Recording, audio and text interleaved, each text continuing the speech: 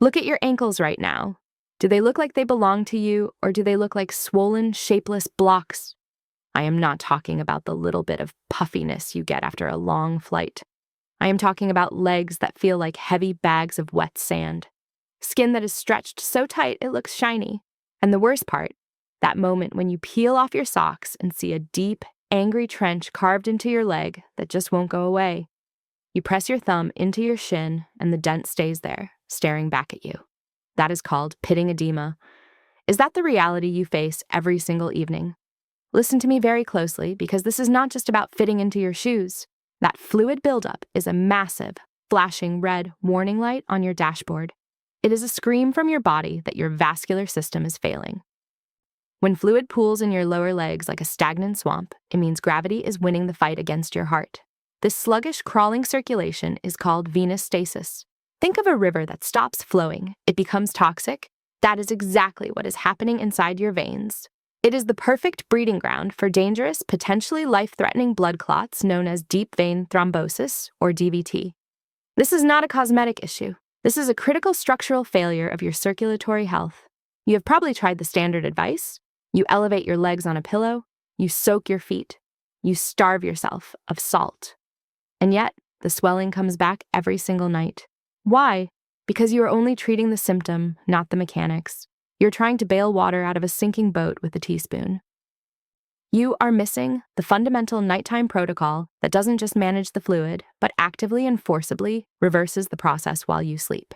I am giving you the definitive 7-step bedtime vascular fix. We are going to systematically detoxify your system, strengthen the walls of your veins, and manually pump that stagnant sludge out of your legs before your head even hits the pillow. When you wake up, your feet will be flat, flexible, and you will slide into your favorite shoes with zero resistance. This protocol attacks the root cause, which is chronic venous insufficiency. And step number 7 involves a clinical secret, a natural botanical that reinforces your vein walls like steel beams. So do not skip ahead. We start right now with the internal groundwork. Step 1 is the cellular flush. The standard advice to just eat less salt is lazy and often inadequate. Edema is frequently caused by a catastrophic imbalance among your primary electrolytes: sodium, potassium, and magnesium. Your kidneys are the master architects of your body's fluid balance, and they require a precise blueprint of these minerals to work. When you are deficient in potassium or magnesium, your cells panic. They cling desperately to sodium, and consequently, they hoard water. This leads to that high-pressure pooling you see as swelling. Therefore, we are executing a pre-sleep flush. 60 minutes before your target bedtime, you need to execute this first step. You need magnesium citrate. This is a natural, smooth muscle relaxer. It helps ease the tension in your blood vessel walls, relaxing the very pipes we are trying to clear, and aids in proper cellular hydration. I recommend 1 full teaspoon, about 300 to 400 milligrams of elemental magnesium mixed into 12 ounces of water. But the secret weapon here is potassium bitartrate, commonly known as cream of tartar. Potassium is the primary regulator of fluid inside your cells, working directly against sodium, which operates outside the cell. By boosting potassium, you flip the switch and signal your cells to release the excess sodium and water. Add a generous pinch, about 1/4 teaspoon of cream of tartar, to your magnesium drink. Drink this mixture slowly, exactly 60 minutes before you intend to sleep. This timing is critical. It gives your kidneys and vascular system a head start, initiating the gentle systemic fluid release before you lie down and gravity stops assisting. We are trying to get the fluid moving while you are still upright. Now that your body is internally primed, we need to address the physical stagnation. We need to shock those veins into submission. When blood is allowed to pool in your ankles, the veins become lazy, distended, and lose the necessary tone to push blood back up against the force of gravity. We are going to force a natural, powerful vascular pump through thermal shock. This is step 2.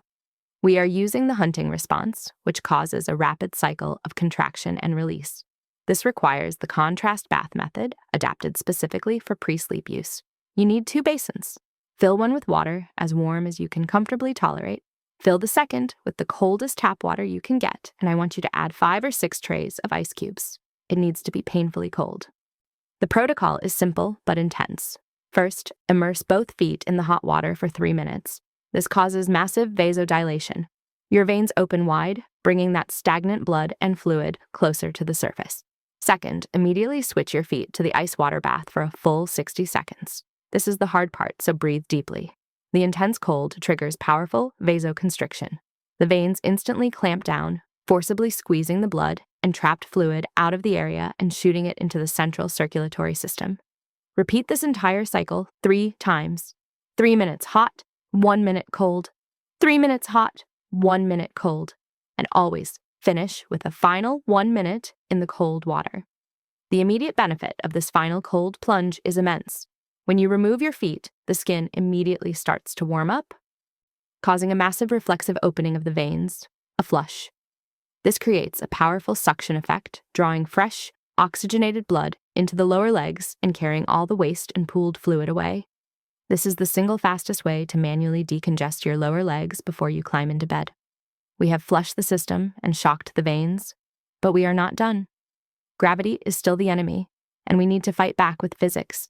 We have now flushed the system and shocked the veins, but gravity remains a constant enemy. If you just prop your legs passively on a pillow, the process is slow and inefficient. It is like waiting for a puddle to evaporate. To truly move trapped fluid, you need a dynamic element. You need to engage your powerful calf muscles. We call the calves your second heart for a reason. Every time those muscles contract, they squeeze the deep veins running through them like a tube of toothpaste, forcing blood upward against gravity. This is the essence of the muscle pump mechanism, and we are going to turbocharge it. Step 3 is the gravity-assisted pump. The technique is based on a restorative yoga pose called Viparita Karani, or legs up the wall. Lie flat on your back near a wall and scoot your hips as close to the baseboard as physically possible. Swing your legs straight up so your heels rest on the wall, forming a perfect 90-degree L shape with your body. This position places your lower legs above your heart, finally allowing gravity to work for you instead of against you. But here's the critical refinement that most people miss. You cannot just rest there and scroll on your phone. Every 60 seconds, you must perform an active ankle flex. Point your toes strongly toward the ceiling for a count of 5. Feel the stretch across the top of your foot. Then, strongly flex your feet, pulling your toes back toward your face for a count of 5. Feel your calf muscles rock hard and tight. This powerful muscle contraction is what actively squeezes the venous reservoir in your calves. Repeat this point and flex cycle 10 times per minute for a total of 5 minutes. This is active gravitational drainage. The pumping action combined with the inverted position creates the maximum possible pressure gradient.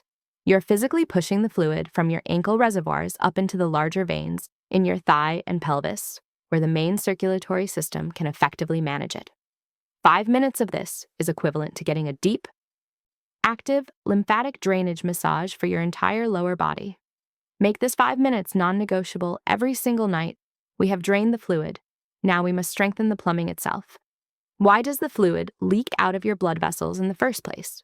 Because the walls of your smallest vessels, the capillaries, become weak, porous, and leaky due to chronic inflammation and free radical damage. Think of them like old, rusty pipes with pinhole leaks. We need a topical agent that can tighten and tone these leaky vessels. Step 4 is the structural vein rub.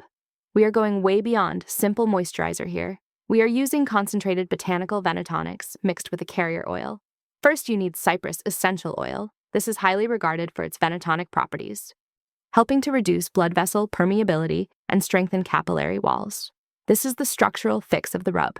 You need exactly 5 drops. Second, you need rosemary essential oil. This is a potent circulator. It stimulates local blood flow, ensuring that the fluid we just forced out is rapidly carried away, preventing it from immediately resettling. You need 5 drops of rosemary oil.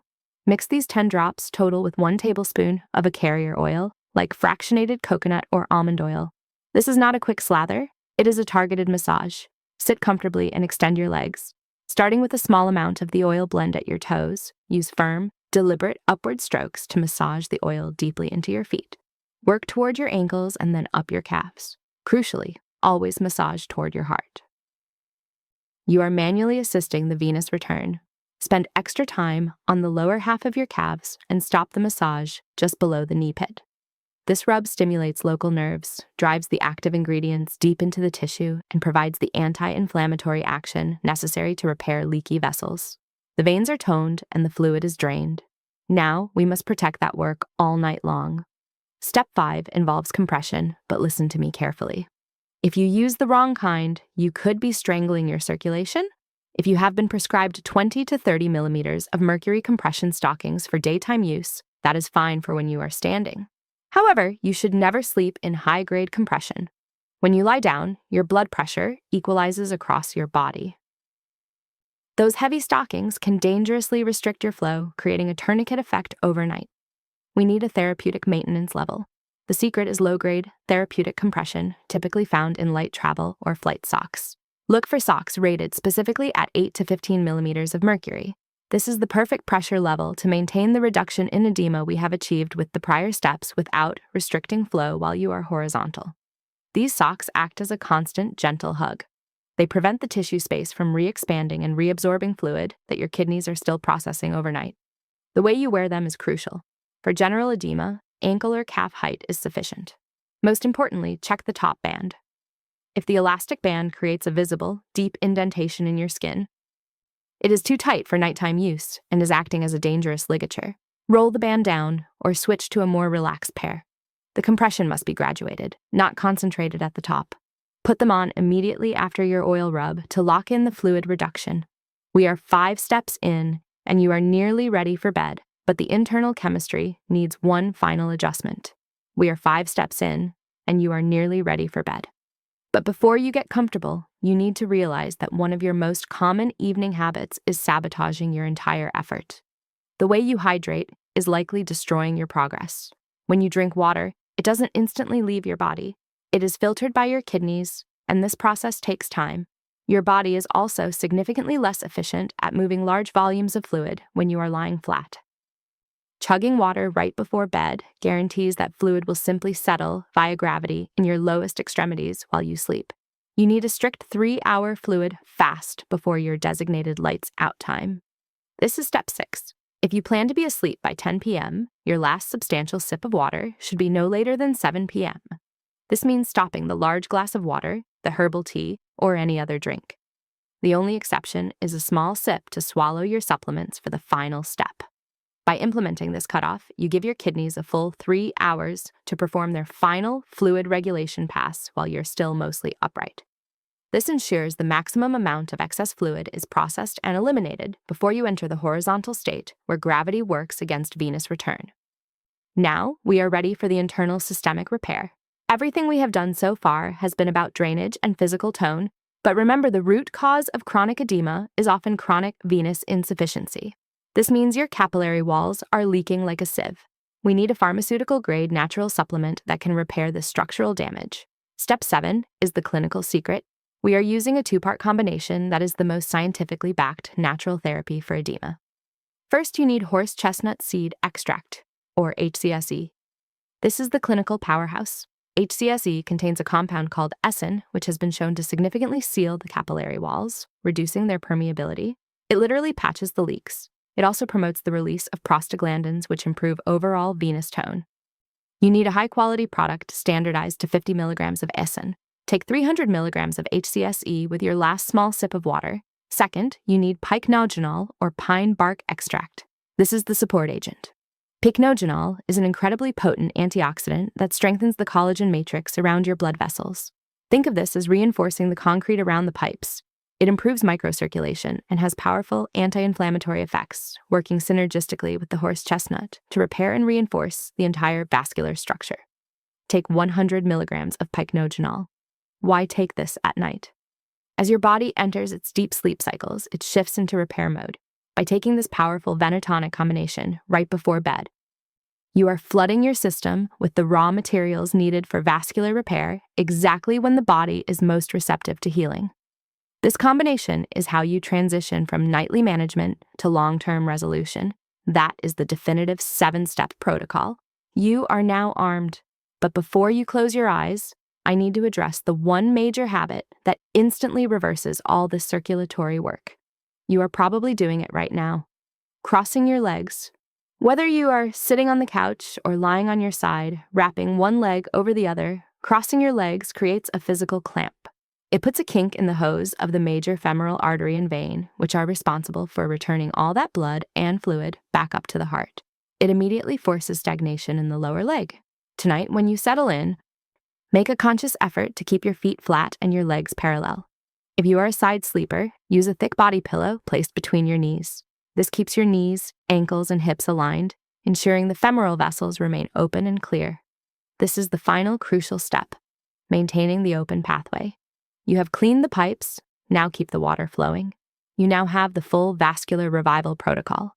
The magnesium and potassium flush to prep the cells, the 60-second ice shock to pump the veins, the 5-minute wall climb to drain the fluid, the cypress and rosemary vein rub to tone the tissue, the therapeutic compression to hold the progress, the 3-hour fluid fast to unload the kidneys, and the horse chestnut and pycnogenol repair to fix the leaks.